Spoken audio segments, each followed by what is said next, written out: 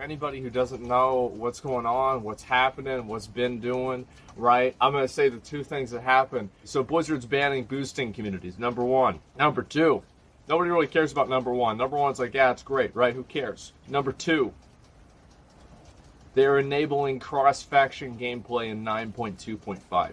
Boys, it fucking happened.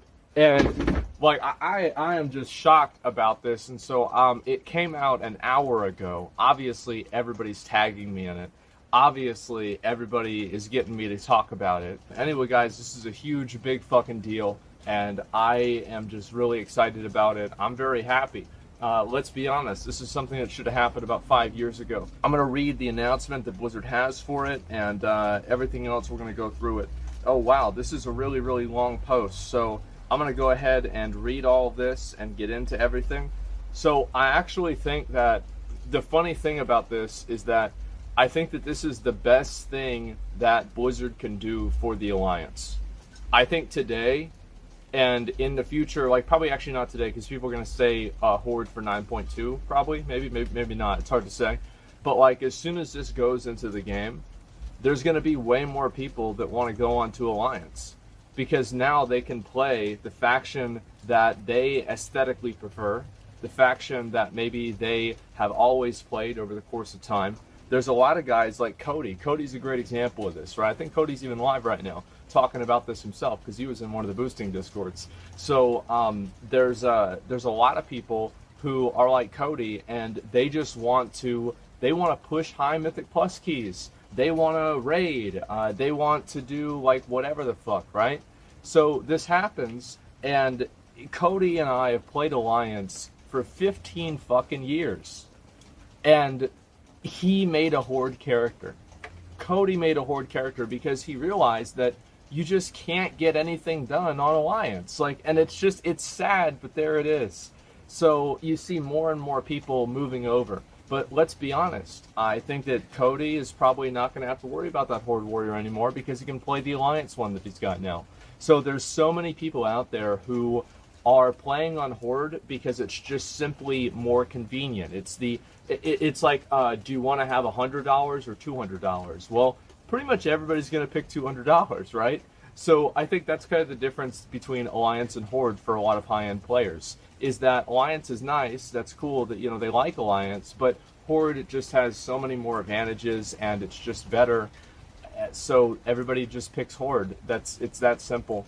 So whenever they make it to where that decision does not remove gameplay for you, it doesn't take you off the table of being able to interact with people, I think this is such a huge thing because all of those people that would like to play Alliance, and you know what's really funny about this is that a lot of the Alliance racials are, in many people's opinion, better than the Horde racials. But because everybody's on Horde, everybody stays on Horde. It's like it's a snowball effect. Because the more people that start playing Horde, that's the more people that want to start playing Horde. And it's kind of like, you know, it's just people, the players have opted to remove factions. And I really want to look at it from this perspective before I read the post, okay? So the players have actually been the ones that have decided to remove factions. Not Blizzard. Blizzard has not decided to remove factions, the players have. And the players have decided that by having everybody play on the same faction. It's that simple. Everybody's playing on Horde. It doesn't matter if it's better or worse. It doesn't matter if you like it or not. We're going to all play on Horde because that way we can all play together and it's not going to be an issue. So Blizzard didn't even really make this decision. So Horde's 57%. Oh yeah, I know there's a lot of Alliance players, but if you look at, see, like what I'm saying is that any high-end player, this is a change made for high-end players, and not even really high-end players. I'm talking about players that are in the top, I'd say like 20 to 30% of players, people that want to be able to make groups, people that want to be able to like do things at end game to some degree, not raiding Mythic or anything like that, but just normal, heroic, things like that. This change is basically designed to help those people and above. So like people like me, it's going to be really great for me. And I think there's a lot of people out there who, let's be honest, I think that this is partly a change that's been pushed by other MMOs. And specifically Final Fantasy 14. In Final Fantasy 14, everybody can play with everybody. It's really simple, it's really easy, there's no rules, there's no problems, and it's just really, really fucking simple. And everybody went over there, probably played that, they came back to WoW, and they're like, why the fuck am I not able to play with my friend just because he's playing on Horde? I want to play with my friend. And the thing is that you do have a lot of WoW purists, and these are WoW, and I've been like this for a long time myself. I'm not othering these people. I was one of them.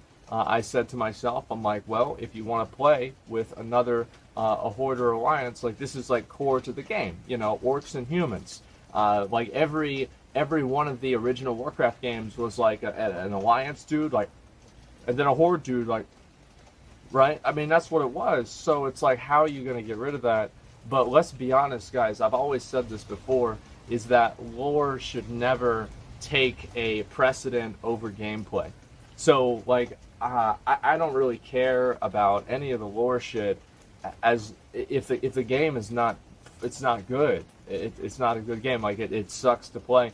And, like, y'all remember whenever I, like, that Castle Nathria raid, that shit was honestly, like, I wanted to lay down. For anybody who didn't know, I tried to do Mythic Castle Nathria. I got 2 people on Alliance. I go over to Horde and I say, who would have joined if it was on Horde? And I'm getting pop, pop, pop, pop, pop, pop, pop, pop, pop, pop, pop, pop, pop. Everybody's fucking joining. Everybody's going in there. I've got like 30 people already signed up. And it was like, I could have done the raid in 3 seconds. So I was pissed, okay? That's what I'm saying, is I was pissed. So anyway, this is something that is, in my opinion, a necessity. This was inevitable and a necessity. And this is honestly the best thing that Blizzard could do for faction balance in general. Because as I said before, a lot of people now, whenever this comes out, are going to feel like, okay, well, I can transfer to Alliance and still play with my friends.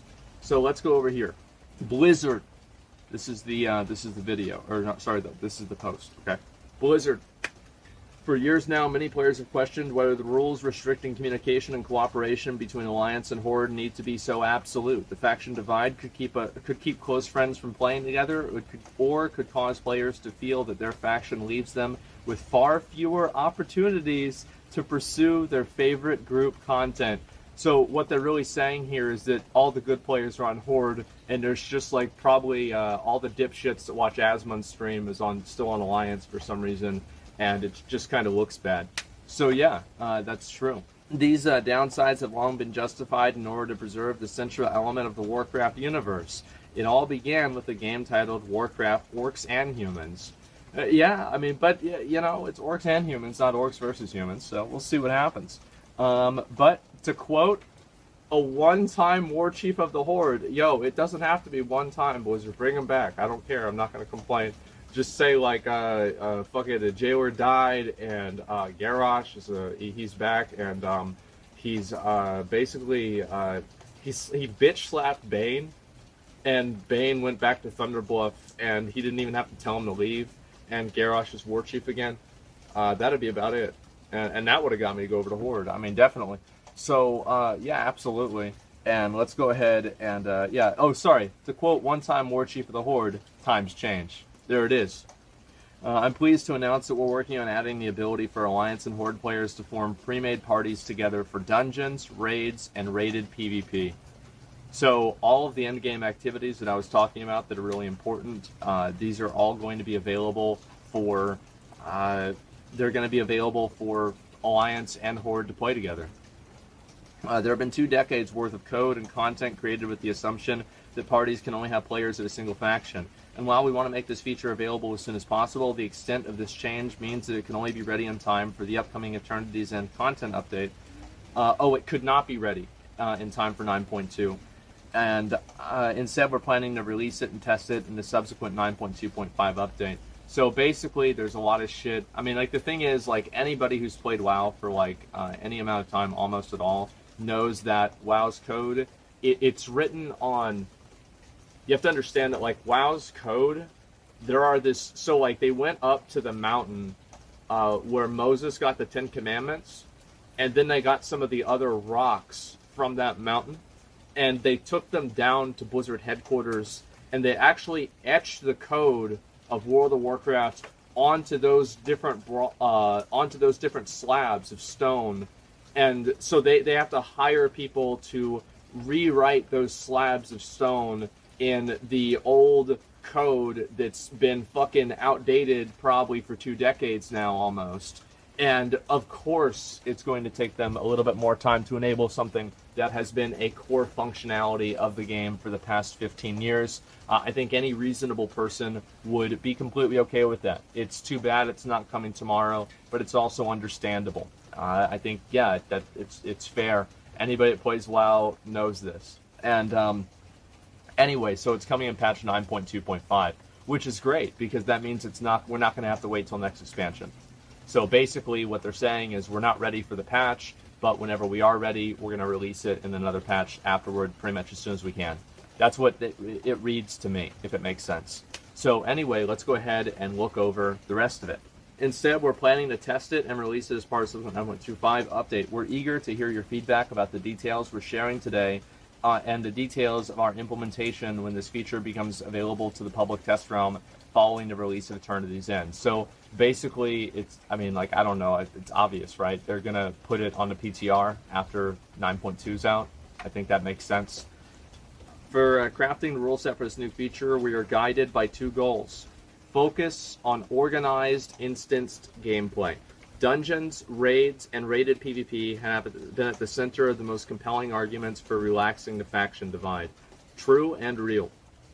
This content by definition requires a pre-made group, and thus social barriers will have the greatest negative impact on people's ability to access these experiences on their preferred terms.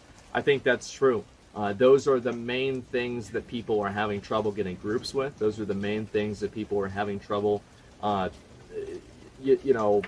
getting something done with. Like, there's a lot of people who don't want to join Indestructible because of how fucked up the faction divide is, because they don't want to join the guild and only be able to put people basically in the guild. So this makes sense. Obviously, like, cross-faction gameplay outside of instances. I think I'm of the mind of let's focus on one thing at a time. Like, we can make an argument about like what's the immersion of seeing an alliance and a horde cooperating together out in the world. You see what I mean? Like, it's very easy to make an argument for that, and if you can't make an argument for that, just have Blizzard read their own books. It happens all the time. So what I'm really trying to say is that, like, let's focus on just this thing, and we'll see what this change does to the faction balance, and then I'm sure that Blizzard will probably reevaluate it later on based off of how things go.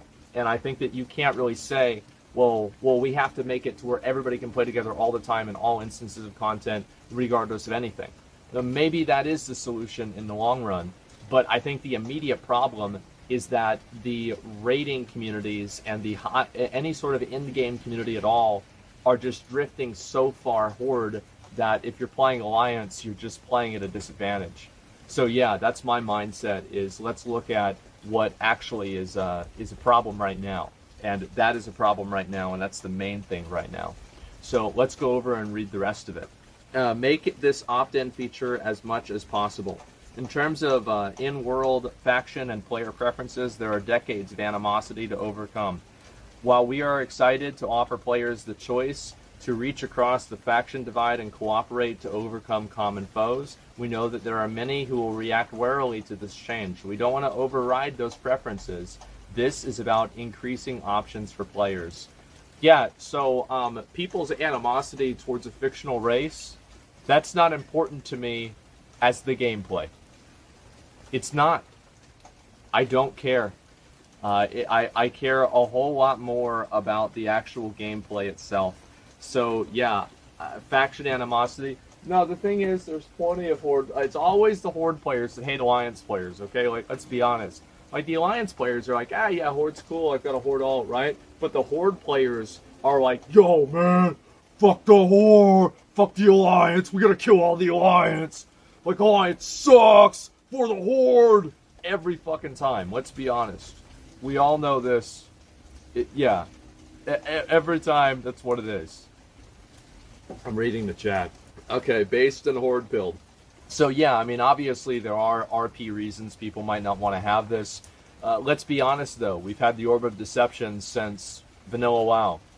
There are a million different ways that people can change their character appearance, and if this change here is what takes you over the edge of losing your immersion in the game, I feel like you're being intentionally dishonest. There's been so many other ways that the immersion of the game in this regard has just completely gone out the window, and this is just another one. So I don't think it's that big of a deal, and again, I think it's a good thing. Alright, let's go over here. I'm actually going to stop playing. Okay. So anyway, let's go back over, and I'm going to read, these guidelines led us to the following systems. Players will be able to directly invite members of the opposite faction to a party if you have a battle tag or real ID friendship, or if you are members of a cross-faction WoW community. I think it'd be really great, like, I don't know if it's possible, but if, like, WoW wants to make this, the cross-faction communities more of a thing, it'd be really cool if, if we could make it to where the communities had, like, 10,000 members instead of 1,000. Because right now the communities only have 1,000 members, and it makes it a little bit harder to do things. I'd like to pre-made groups in the group finder and listings for Mythic Dungeons, raids, and raid arenas and RBGs will be open to applicants of both factions. Okay, that's good. But however, the group leader may still choose to restrict the listing to same faction applicants if they so choose. Don't worry, guys. Racism is safe. Guilds will remain single faction, and random match-made activities like heroic dungeons, skirmishes, random battlegrounds will all remain same faction, because there's less faction-driven pressure around random groups to avoid compromising the opt-in nature of the feature. I think that's fair. And again, this is probably what Blizzard is thinking, and I'm just going to kind of like guess, is that Blizzard is thinking, let's solve the problem that keeps getting worse, and then we'll see how the population adjusts, and then we'll decide what happens after that. I think honestly, making a small change like this right now is a good idea, and just seeing where that takes the population.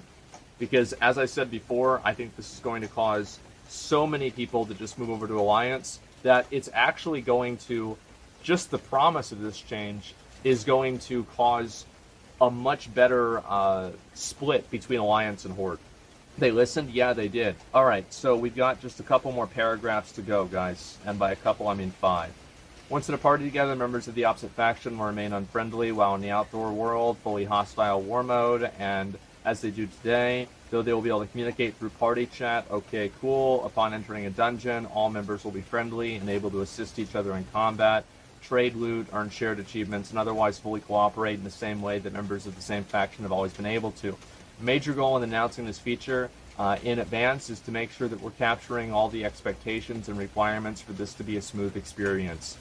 A group rating, doing Mythic Plus keys, chasing higher PvP ratings should be able to operate seamlessly whether they're same faction or cross-faction group. So this is just a universally good thing. That's good. That's probably the... And again, like what they're really saying is exactly what I was saying, is that they're announcing it in advance to see what people say and to see what people do. Because it's like A/B testing, basically, which is the best decision they could make. The functionality will also apply to legacy instances. Wow, that's great. And is available at all levels. Though there will be several older instances that cross-faction parties cannot enter. For now, it's going to be Battle of Dazar Lore, Trial of the Crusader, Icecrown Citadel, and a handful of others that have similarly extensive faction-specific components that will have to be reworked to support cross-faction parties. This makes sense. I mean, I think if they wanted to make this all they really have to do is just snapshot the leaders faction. That's, in my opinion, I think what would work if this is a big problem in the future. Just snapshot leaders faction and everybody joins. It's like if the leaders Horde, everybody's Horde. If the leaders Alliance, everybody's Alliance. Right? Kind of makes sense. If this becomes a point of contention, but I feel like there's not really a lot of raids going on for Trial of the Crusader and Icecrown Citadel, especially, so it's not going to be that big of a deal. Anyway, we're going to go ahead and look at the rest of it. There are likely those who have read this with so far with some unease, worrying that this is chipping away at the foundational principle of Warcraft, At BlizzCon in 2019, I was there. Wait, actually no, I wasn't. I wasn't there. Wait, was I there? Oh, did I go to that or not? No, I didn't. I went to 2017, 2018. I didn't go to 2019. No, I didn't go. Where are we? When an attendee asked about cross-faction gameplay, we responded at the time, Alliance and Horde separation is a pillar of what makes Warcraft Warcraft. But upon reflection, that's an oversimplification. No, it's not upon reflection. It's upon looking at the WoW progress. Everybody's playing Horde, and Alliance players are fucking set up to lose. This transcends lore. It just makes the game suck. It's that simple. Yeah, it's really that simple. What makes Warcraft Warcraft? Well, what about what makes Warcraft bad? Maybe that's a problem too. So yeah, I mean, obviously, as I said, I used to be in this boat, but I think that the extremes have just gotten so bad that, you know, desperate times call for desperate measures. And again, it's the players who have decided to remove factions, not Blizzard. So, let's see. That's an oversimplification. Alliance and Horde identity is what's fundamental to Warcraft, and while that identity has been one of division and open conflict, we've seen Alliance and Horde finding common ground and working together ever since Warcraft 3. True. Notably, including the last time the Warcraft chapter was named, Eternity's End. And the instances of cooperation in World of Warcraft itself are too numerous to count. So yeah, obviously, in the lore, what they're saying is that Alliance and Horde work together all the time. Okay, so yeah, this is true. Everybody knows it. We're hopeful that these changes will serve to actually strengthen faction identity by allowing more players to play the faction whose values, aesthetic, and characters they find more compelling, rather than feeling forced to choose between their personal preference and the ability to play with friends. I think that's... I feel like they've perfectly encapsulated what the problem is. That's great. Like, imagine understanding the problem and then taking common sense solutions to solve the problem that you understand. Yo, like, this is crazy. Like, I'm honestly, like, I don't even know what to say. Like, it's kind of weird. Like, this is just, yeah, thanks, Phil. Appreciate that, man. We got Phil and Bill over there fucking just getting them to fucking work. Getting them to work. Absolutely. And honestly, like, some of this could come, it's hard to say, right? But I wouldn't be surprised if some of this would come from, you know, the push for this would come from people like Mikey Barr.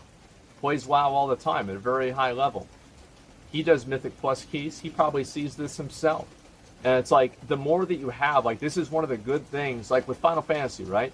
Is that, remember whenever they changed the thing where if you do a ranged attack, it doesn't break your melee combo? Well, the reason why they did that is because the developers played the game and they realized this sucks dick. So they changed it. You have no idea how big of a deal it makes whenever the people that make the game play it too. It's like in patch 9.15, they were making changes to the Mechagon achievements. You know why they were doing that? Because some dev is trying to do the Mechagon achievements, and they realized how fucking annoying they are. And thank God for that. Thank God for that. That's exactly what we're looking for. So we need more devs playing the game, getting mad at it, so we could be like, yeah, see? I told you. I told you it sucked. Can you fucking fix it now? You know, that's what it comes down to. So let's look at the rest of this, okay? There's only a couple more paragraphs. We're hoping these changes will serve to actually strengthen faction identity and allowing more players to play the faction whose, the values, right. And this is what I think will happen. Again, more people, this change will cause more people to move over to Alliance. Following the events of Battle for Azeroth, the Alliance and Horde are poised in an uneasy armistice. The factions stand apart, even as though some of the leaders cooperate in the Shadowlands. Countless members of each faction will neither forgive nor forget the wartime actions of the other. For every Jaina, there's a Gen, and it seems unlikely that that will change anytime soon. But why shouldn't players have to make that choice for themselves, especially in cooperative settings where the story revolves around coming together to overcome dire threats? We look forward to hearing your thoughts and feedback on this feature, both now and once it arrives in testing in 9.2.5. We'll see you in Azeroth. Well, that's great. Imagine that. I'm really surprised about this. And I really want to. I'm gonna read some of the comments y'all putting up on the chat, and we're gonna read some of the opinions people have about this. This is big. This is big, dude. They're just taking stuff from Final Fantasy has had since launch. Great, good. I'm happy. Cross-faction transmog competition. We could actually do that. Now that I think about it, we could actually do a cross-faction transmog competition. And what we could do, imagine, okay, so we have 20 people from Alliance and 20 people from Horde. And the Horde, I could let the chat vote at the end. I feel like the chat would always vote for, no, maybe they wouldn't. I don't know. And we could like vote to see which race is better. We could call it the Transmog Competition Racism Edition. Yeah. I think this is just, I mean, this is the thing, is you can make these fucking terrible jokes, but because you're talking about WoW, it's totally fine. Yeah, there you go. Call it Race Wars.